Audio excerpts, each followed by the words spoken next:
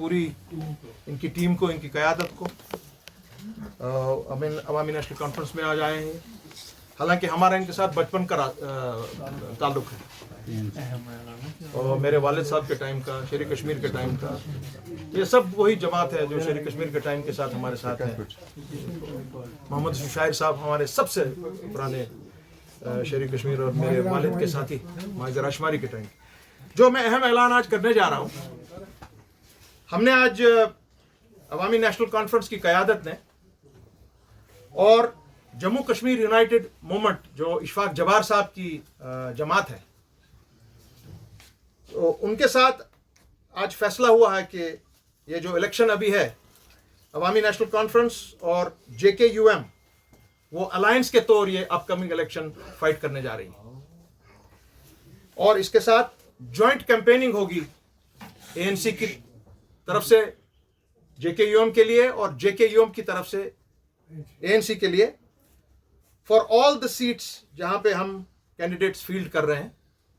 वो करीब तादाद बन जाएगी आज के बाद मैं अभी जो ऐलान करने जा रहा हूं, कल और परसों भर में, 1-2 दिन में, वो अंदाजन है कि वो 20 से ऊपर शायद तजावुज करेगी। सो ANC and this JKUM at present they will be contesting very close to 22 seats and और उसके साथ साथ में I'll say it in English that they will be campaigning very vigorously right from Kangan to Ganderbal to Srinagar to Budgam to Pulwama, आपके north में चार शरीफ जहां पर भी ये होगा।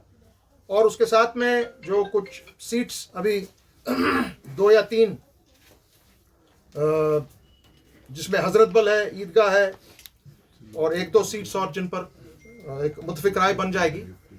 और मुझे उम्मीद है कि आज शाम तक या कल सुबह तक हमारे जो JKUM के इशफाक जबार साहब हैं वो भी प्रेस को मुखातिब होंगे, आपसे बात करेंगे और ये बहुत ही ज़बरदस्त इलेक्शन होने जा रहा है, बहुत ही इंटरेस्टिंग लेवल पर आया है। और मैं खुद उनके लिए गांदरबल में बहुत ही एक्सटेंसिव कैंपेनिंग करने जा रहा हूँ। सो उसके साथ साथ में आज हम अपनी तंजीम का ANC की तरफ से पहले जो 9 कैंडिडेट्स हमने सिलेक्ट किए हैं उनका लिस्ट आपको आज 1-1.5 घंटे या 2 घंटे के अंदर अंदर आपके सिस्टम्स पे होगा। और उसमें बिलखुसूस अवामी नेशनल कॉन्फ्रेंस की पार्लियामेंट्री बोर्ड ने मुझे हबा कदल के इंतखाब के लिए चुना है। So I will be the candidate for Habba Kadal constituency और जितने भी वहाँ के कैंडिडेट्स हैं they better watch out for their selves. So इंशाल्लाह हमने अभी जो जिनका मैं नाम लूँगा, मुजफ्फर शाह फॉर हबा कदल, अब्दुल रशीद वानी साहब फॉर छानापुरा, रियाज अहमद मीर राही साहब फॉर शालटेंग, अरशद अहमद राथर साहब फॉर पांपोर, रफ़ीक अहमद केंद्रू साहब फॉर अनंतनाग, शबीर अहमद पडर साहब फॉर पहलगाम, चौधरी मोहम्मद बशारत साहब फॉर थाना मंडी, अब्दुल रशीद हारून साहब for Lal Chowk and Bashir Ahmed Naiku Saab for Pulwama. So this is the first 9 members that we are coming out with. और कल या परसों भर में JKUM के साथ में जो बाकी ये कॉन्स्टिट्यूंसीज हैं उनका नाम आपके सामने दिया जाएगा। ये 2 इम्पोर्टेंट अनाउंसमेंट मैं आज करने जा रहा था और उसके साथ साथ में आज मैं अपने छोटे भाई हारून को और उनके पूरी हमारी जो उनकी क़यादत है, हमारे बुजुर्ग भी हैं कुछ साथ, उन सबको जम्मू कश्मीर अवामी नेशनल कॉन्फ्रेंस में तहे दिल से उनकी मैं खैर मकदम करता हूँ। बहुत बहुत शुक्रिया। क्या वजह रही कि इंडियन नेशनल कांग्रेस और नेशनल कॉन्फ्रेंस के बीच में जो अलायदगी हुई, तो लेकिन आपको उसमें शमूलियत नहीं देखी जा रही? क्योंकि जब आप उनके साथ गुफ्कार अलायंस में थे तो काफ़ी अपने जदोजहद भी की थी, वो अलायंस बचे। क्या अप्रोच नहीं किया गया आपकी तरफ से या उन्होंने आपको अप्रोच नहीं? इसी के साथ रिलेटेड है, अगर आपकी देखेंगे PAJD के तरफ से या उसके बाद जो आपका रोल रहा है, बड़ा मुतहरिक रहा है, आपको इग्नोर क्यों किया गया? जबकि आप ही के बकौल जो आपने इससे पहले प्रेस कॉन्फ्रेंस में कहा कि PAJD में इकाई वाले लोग भी पार्टी में हैं और उनको कल एडजस्ट किया गया है, फ्रेंडली उनको कहा गया है कहीं पे 2, लेकिन सिर्फ अवामी नेशनल कम खासकर मुजफ्फर शाह को इग्नोर किया गया है। कैसे देखते हैं इसको? मेरा मानना ये है कि बेसिकली हमारा काम सबका है कि BJP को लखनपुर से बाहर अभी रास्ता दिखाना है और उसके लिए मैं हतल मकदूर तमाम अपने साथियों के साथ PAGD की लेवल पे, ऑल पार्टी अलायंस की लेवल पे हमने एक ज़ोरदार मुहिम छेड़ी थी और उन सबको इकट्ठे करने में अवामी नेशनल कॉन्फ्रेंस का और मेरा एक कलीदी रोल रहा है। जहाँ तक सुप्रीम कोर्ट का ताल्लुक है उसमें आप सबको मालूम है तमाम जमातों के साथ, मगर ख़ास करके अवामी नेशनल कॉन्फ्रेंस का और उस लॉयर्स की टीम का, उनके साथ जो एवरी डे हम राब्ता रखते थे आफ्टर द कोर्ट जो कंडक्ट करता था, उसको देखने में हमारा बहुत रोल रहा है। और मैं ये फ़ख्र के साथ आज कहूँगा कि 370 और 35A का मामला न तो मरेगा न कोई उसको मार सकता है। और अभी हमारी जो क्यूरेटिव पिटिशन है वो ANC की तरफ से, मुजफ्फर शाह की तरफ से शायद सितंबर के महीने में ही लगने जा रही है। सो जम्मू कश्मीर की तरफ से मैं इतना ही कह सकता हूँ, हम हमारे सुप्रीम कोर्ट के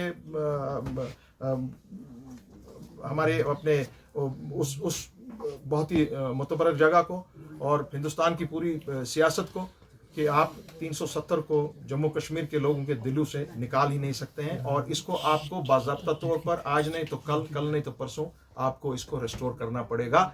ये डिमांड अब जम्मू की भी है और लद्दाख की भी है। जहाँ तक आपने सवाल किया कि आपको क्यों इग्नोर किया गया, मैं ये सवाल वापस करूँगा अपने जो पहले PAGD में हम थे कि भाई आज ये सवाल वो नहीं है कि आपने मुझे इग्नोर किया, वो क्यों किया वो आप जाने, वो जवाब कांग्रेस को और नेशनल कॉन्फ्रेंस को देना होगा, मुझे नहीं देना होगा। या वो समझते हो कि ये जी बहुत ही शायद छोटे कद का आदमी है, मगर जहां तक आपको खड़े रखने का ताल्लुक है 5 अगस्त 2019 के बाद तो जो रोल ANC ने और मैंने खुसूसन अदा किया है वो शायद ही किसी ने अदा किया हो। और उसके साथ साथ में बात ये आज है मैं क्यों मैदान में आया और हमारी लीडरशिप ने हमको क्यों कहा नो आप मैदान में आइए, क्योंकि मैं बहुत कोशिश कर रहा था लास्ट तक कि PAGD बचे अपने इसमें पार्लियामेंट इलेक्शंस में, मगर उस वक्त बदकिस्मती से महबूबा जी की जमात ने और नेशनल कॉन्फ्रेंस ने आपस में उनका तालमेल नहीं रहा। हमने बहुत कोशिश की, तारिक आमी साहब और मैंने लास्ट तक कि वो बचे, नहीं बच पाया, मगर उसके बावजूद हमने जबरदस्त कैंपेनिंग की।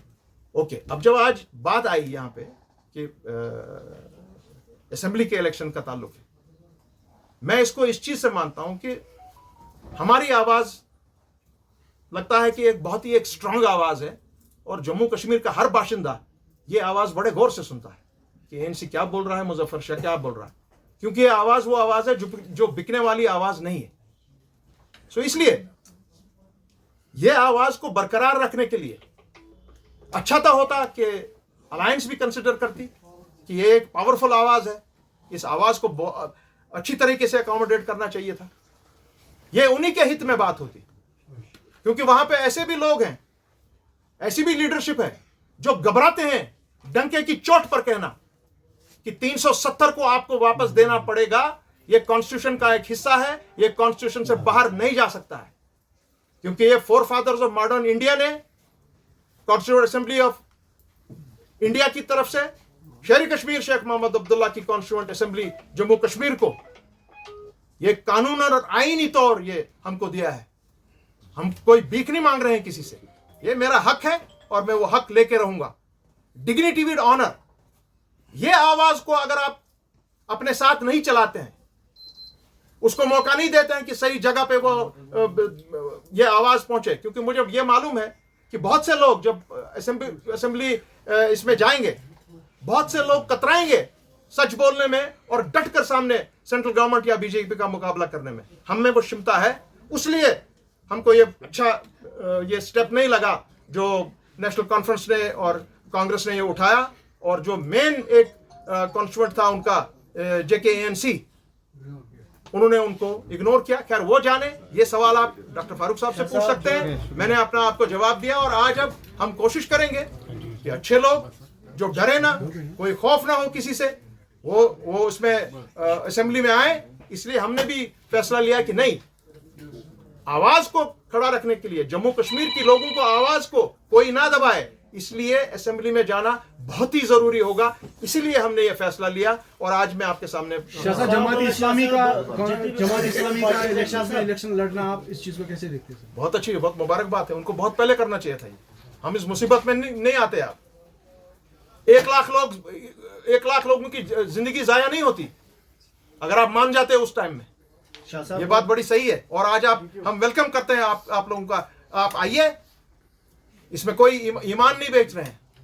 शाह आप साहब, आइए, बात कीजिए, जम्मू कश्मीर के बारे में बात कीजिए। मैंने आपको बताया, good governance without bloodshed and restoration of article 370 and 35A, जिस तरह जो शहरी कश्मीर का पूरा उनका लाइन ऑफ एक्शन थी, उनके साथ उनके साथी तमाम, मेरे वालिद GM शाह साहब की, शेख अब्दुल जब्बार साहब, अपने इशफाक साहब के वालिद, और जो सारी नेशनल कॉन्फ्रेंस की टीम थी, जो कभी अपने आप को बेचा नहीं उनने किसी, उसी चीज को, उसी मामले को आगे बढ़ाने के लिए आज उनने भी हमारे साथ ज्वाइन किया कि ये नहीं कहा, हमारा प्रोग्राम एक है, हम इकट्ठे चलेंगे, और हमने उसको एक्सेप्ट किया। शाह साहब, एक सवाल मेरा रहेगा। आपने कहा कि मैनिफेस्टो में 370 और 35 से इंक्लूडेड है, और काफ़ी सारी रीजनल पॉलिटिकल पार्टीज जो है उन्होंने भी अपने मैनिफेस्टो में इंक्लूड किया है। जबकि कुछ दिन पहले जब सेम सवाल होम मिनिस्टर से किया गया, उसने कहा ना 370 के लिए आज जगह है और ना कल जगह होगी। 5 साल के लिए फिलहाल तो बीजेपी की सरकार सेंटर में है। आपकी अगर यहाँ पे रीजनल पॉलिटिकल पार्टीज की सरकार बनती है तो क्या लगता है वो पॉसिबल हो पाएगा? जी हाँ, उसीलिए तो मैं दर्दो ये कोशिश कर रहा हूँ कि ऐसे भी कुछ लोग हमारी असेंबली में जाएं जो इन गीदड़ बपकियों से ना डरें, जो होम मिनिस्टर दे रहे हैं। होम मिनिस्टर को मैं अदब से यहाँ से कह रहा हूँ, अपने अमित शाह साहब, अगर आप हमारी आवाज आज कश्मीर से सुन रहे हैं, प्राइम मिनिस्टर अगर आप हमारी आवाज सुन रहे हैं, आप नहीं होंगे मगर 370 होगा, बी श्योर अबाउट इट।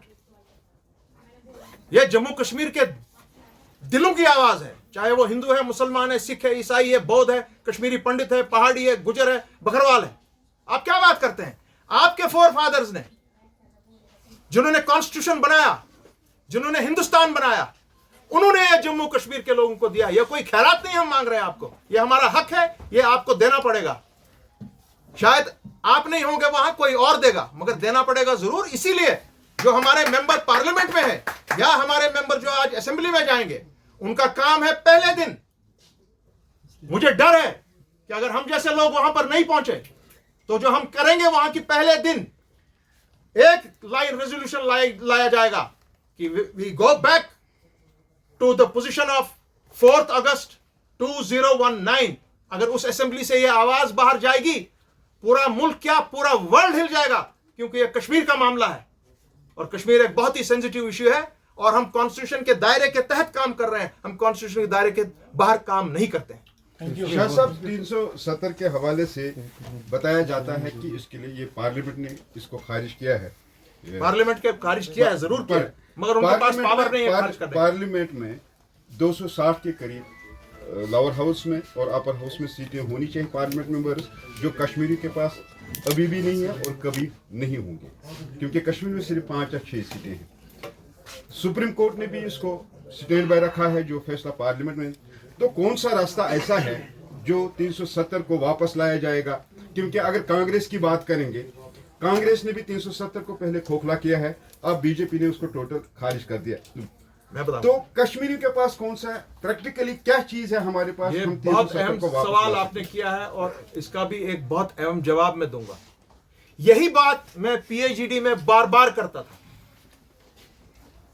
कि 370 का जो मामला है, हमको ये मामला अपने जो अपोजिशन के लीडरान हैं उनके साथ 1 to 1 उठाना चाहिए कि आप लोग 370 के बाद, आप तो हमारे को कहते हैं कि आपके राइट्स बहाल होने चाहिए। What rights? आप कहते हैं स्टेटहुड बहाल होना चाहिए, सही बात है, हाँ? मगर उसके साथ साथ जो आपने हमारी पगड़ी उछाली उसका क्या? उसके लिए हमारे पास कानून है, आईन है, उसके लिए आपको इन लीडरान से अलग अलग मिलना पड़ेगा जो आज अपोजिशन में हैं और आज पार्लियामेंट में उनका बहुत अच्छा खासा नंबर है और वो बहुत जोरदार तरीके से बात कर रहे हैं। PhD should engage with these politicians on a 1 to 1 basis, मगर वो कभी हुआ नहीं और मैंने बड़ी कोशिश की उसके लिए। अगर वो हो जाएगा, आप देखेंगे जब पार्लियामेंट में आप आएंगे। इसी की कड़ी थी, मैं कुछ ही दिनों पहले मैंने पहली अपॉइंटमेंट खुद की, क्योंकि मैं अब PhD का मेंबर नहीं हूं, I am alone, I can do what I want. मैं अखिलेश यादव जी से मिला और उनसे मैंने 370 के बारे में विस्तार से बात की। और वो हमारी बात समझ गए और कहे कि नहीं, हमको इस मामले को पार्लियामेंट में लाना चाहिए, देखना चाहिए क्या मामला है। सो इसी तरह अगर हमारी सारी लीडरशिप, हमारे पास कदावर लीडरशिप है, वो क्यों नहीं ये कदम उठाते हैं और चलते हैं और इनको बोलते हैं आइए बैठिए, पहले हमारे साथ ये बात कीजिए। अगर यही लीडरशिप हमारी इस अपोजिशन को प्रेशर में लाती कि हमको इलेक्शन से पहले स्टेटहुड दिलवाइए, ये कौन सी बड़ी बात है कि 200 मेंबर पार्लियामेंट वहां खड़े हो जाएं और पार्लियामेंट को बंद कर दे और कहें कि restore statehood to Jammu and Kashmir before elections. नहीं हो पाता है। यही वजह है बदकिस्मती से आज हम वो अलग बात कर रहे हैं, मैं अलग बात कर रहा हूं। बहुत अफसोस हो रहा है मुझे इस चीज में। शुक्रिया। शुक्रिया, थैंक यू वेरी मच।